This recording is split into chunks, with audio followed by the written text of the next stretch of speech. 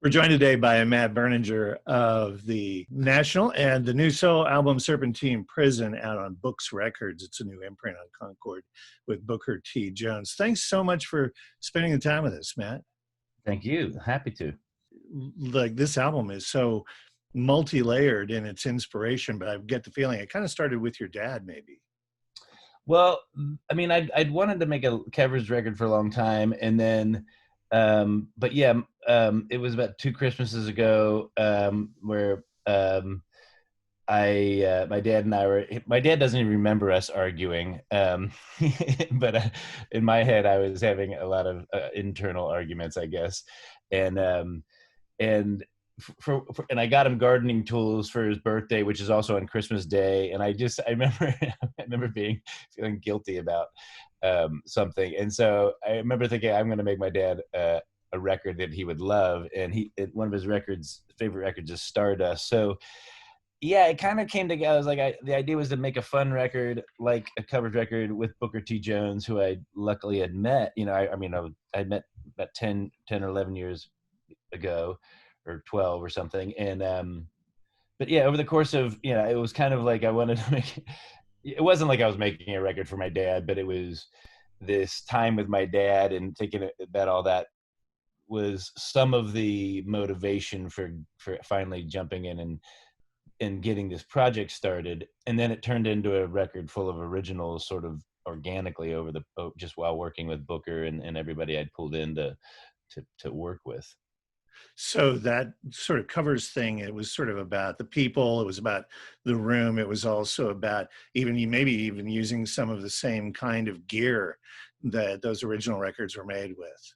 Yeah, some of it was that. I mean, we weren't really dogmatic about like trying to get some retro sound. I wanted to.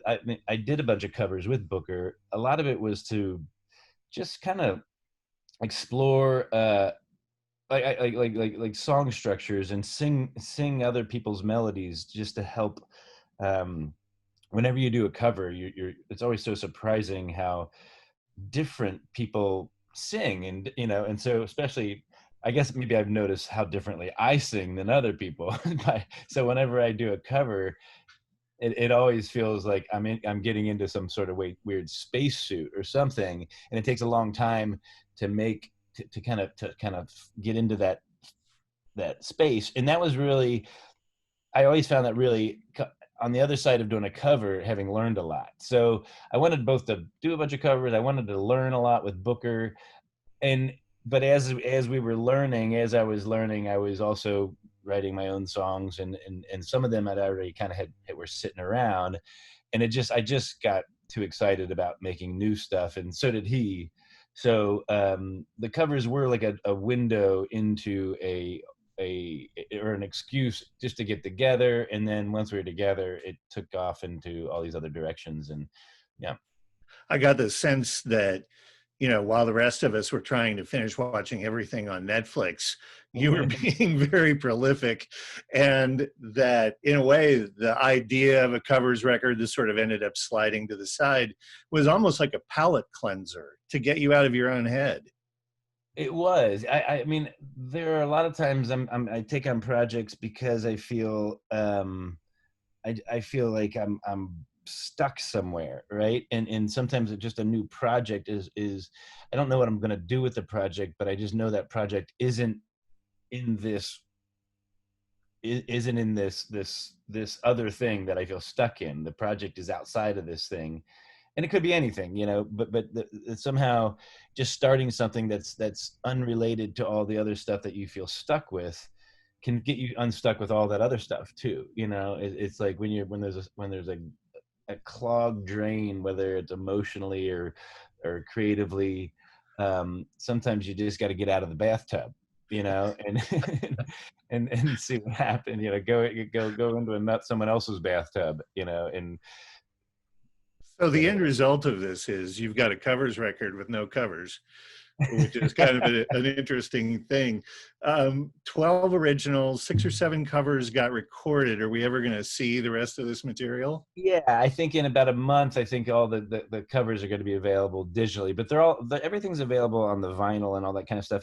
And the funny thing is the 6 covers that are, there's only 4 of them that are actually covers. There's one song called Let It Be, which is sort of, I just used the name, but that's an original that I wrote with Mike Brewer. And then there's another song called The End, and these are all on the covers deluxe thing, and they're both originals. Ben Lands wrote the song The End, but so there's the covers are Morphine song, a Velvet Underground song, an Eddie Floyd song, and a song that I fell in love with that wasn't written by Betty Swan. It was, oh God, I don't remember who wrote it now. I feel terrible. But it was her her version of this song, Then You Can Tell Me Goodbye, that I put on the covers thing. And then there's a few other covers that are out already, like a Mercury Rev covers. And so the covers very much were a big part of the project, but in terms of the record proper, I didn't want a big long thing. I wanted a short little record, like Willie Nelson's Stardust is like only 10 songs. So yeah, we zeroed in on the originals for like the proper record here. Yeah. Our guest today is Matt Berninger of Serpentine Prison, the new solo album. And, you know, I was so interested. There's a quote out there from you saying that you approach this material without any genre in mind. And you said something very similar in another video when you were going through some of your favorite records. And you said it about Booker T's album, Melting Pot, saying that it was genreless. And I thought that just the fact that those two quotes existed was a little serendipitous in a way. Well, I actually was talking to Booker about genre, and I asked him what record he thought Serpentine Prison, the record we just made, was, and it took him a long time to answer that question, which I loved. And the first thing he said was like, "Well, rock, of course," and I told him, that I tried to explain what indie rock was to him, and he was like, huh, I didn't know, that didn't mean anything to him. And I asked him what genre he was, like what genre of a musician do you think you are? And I was like, and you're known as like famous, Memphis soul legend or something. And he's like, he was like, well, I'm not a soul musician. And he didn't, he had a tough time sort of even like just saying what genre of musician he is. And I really find that just so healthy and so exciting and so liberating, and like his brain, he doesn't even think that way, it was so great to talk to somebody who didn't know what indie rock was, and because that's all I've been known as, and like, and he just like, what are you talking? He didn't know what I was talking about. It was very, very refreshing. I know you had conversations with him about, what you thought it should sound like, or maybe the road you wanted to go down, but those were just general conversations. And then you kind of put him in charge. You gave him a free hand, and you made him the center of those recording, sessions, not you. Well, yeah, when we were in the originals, the covers obviously are, the songs are kind of written, and even all the originals that I brought to him, the basic arrangements, here's a chorus, here, verses, choruses, bridges, whatever, those were kind of there for the most part. So it wasn't like we were in there trying to write. We did do that here and there, but it was very much trying to pull all these songs from all these different people into, get them all done fast, get them all done together, and get them all done in a way that it feels cohesive. And I needed Booker to do that, and Booker and Sean O'Brien, who was the engineer, and so the two of them were very much just always, their heads are always down, and they were always just making notes and going back and listening, and that allowed me and the rest of the musicians to sort of just knowing that Booker and Sean O'Brien were in charge and leading, and so everyone had their confidence was infectious, right? And so when we would get into like to work on, to get the basics down or to record, we would only do 3 or 4 takes, and Booker, you know, and Booker was making notes the whole time and comments the whole time, and everybody was chiming in. Everybody came in really well prepared, but also really flexible, and so it just went fast. It was somehow just like Booker's confidence, a lot, you know, and I knew that I needed somebody that everyone would be confident with musically, because no one's confident with me. Like, I don't use musical terms. I always describe just feelings I'm looking for, and just, you know, abstract terms. What was really fun about Booker is that he understood all that, and all the musicians I work with always kind of get it when you talk in abstract terms. But it was nice to have somebody one central person who can help me communicate with the whole room, what kind of emotional vibe we're going for, and what kind of a tone we're going for with this song. And not only me, but Booker's suggestions, you know, of like, and like, one of the best parts is at the end of Collar of Your Shirt, the second half of Collar of Your Shirt. He was like, well, this song isn't finished. Let's keep going. It feels like we haven't gone far enough into this idea. There's more to do. And so he kind of just led everybody, including myself, melody wise, to the end of that whole song. And that was a real example of like Booker just taking over totally. But the rest of it, he was like, yeah, I very much like I was in the back seat, you know, and Sean O'Brien and Booker T. Jones were in the front seat driving, and the rest of us were kind of just in the party bus, you know, and waiting to jump in, you know. And that was so important. Like, I don't know, I don't have the organizational focus to be able to play that kind of a role, certainly not on my own record, right? I think it's a really big mistake to produce your own record. And so I couldn't have done it. No way any of it would have been able to happen without a Booker and Sean O'Brien. Yeah. Our guest today is Matt Berninger of The National and of Elvi and the new solo album Serpentine Prison. And we're about out of time, which I hate because I have so many other things I'd like to talk to you about. But I'd really be remiss if I didn't ask you about the track One More Second.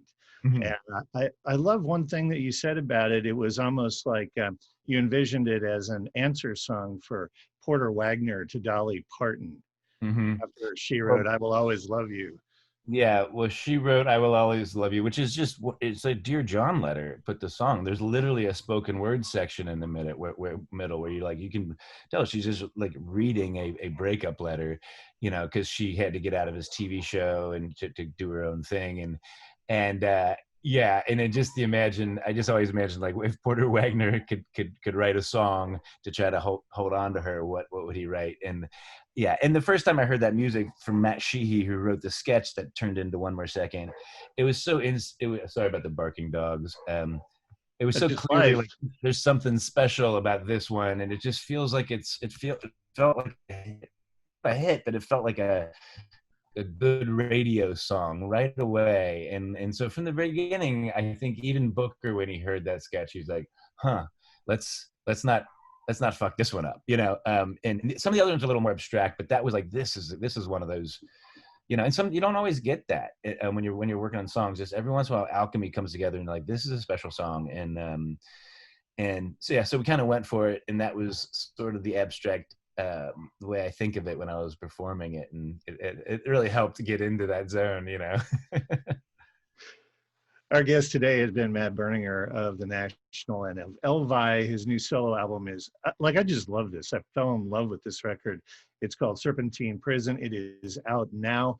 And just in closing, I hear rumors that you've already been sending more things to Booker T, and we look forward to whatever it is that you're doing next. Thanks so much for the time today, Matt.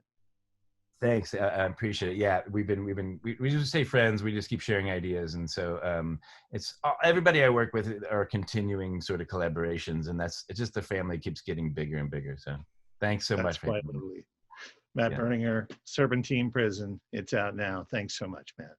Thank you so much.